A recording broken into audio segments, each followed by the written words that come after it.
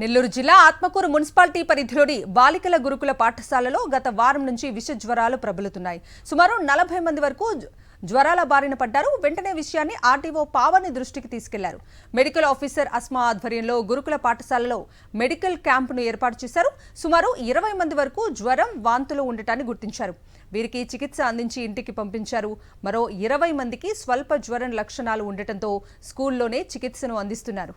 ఇదే అంశానికి సంబంధించి పూర్తి అప్డేట్స్ మా ప్రతినిధి లోకేష్ అడిగి తెలుసుకుందాం. లోకేష్, నెల్లూరు జిల్లా ఆత్మకూరు బాలికల గురుకుల పాఠశాలకు సంబంధించి విష జ్వరాలతో విద్యార్థులు తీవ్ర ఇబ్బందులు పడుతున్నారు. దాదాపు ఇటు ఆ జ్వరం వచ్చినప్పటి నుంచి కూడా వాంతులు, అదేవిధంగా విరోచనాలతో తీవ్రమైనటువంటి ఇబ్బందులు ఎదుర్కొంటున్నటువంటి పరిస్థితి. 20 మంది విద్యార్థులను ఇప్పటికే ప్రిన్సిపల్ వాళ్ళ స్వగృహాలకు పంపివేయడం, తల్లిదండ్రులకు సమాచారం ఇవ్వడం జరిగింది.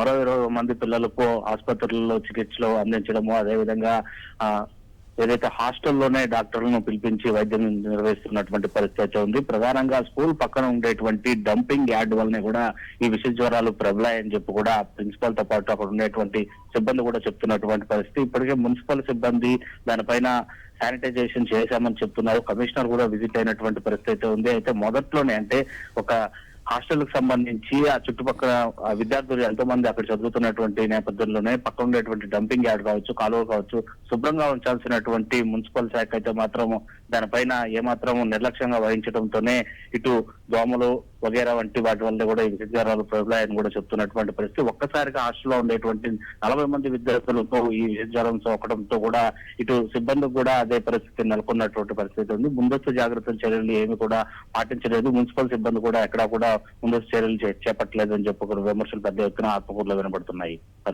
Right Lokesh, thank you.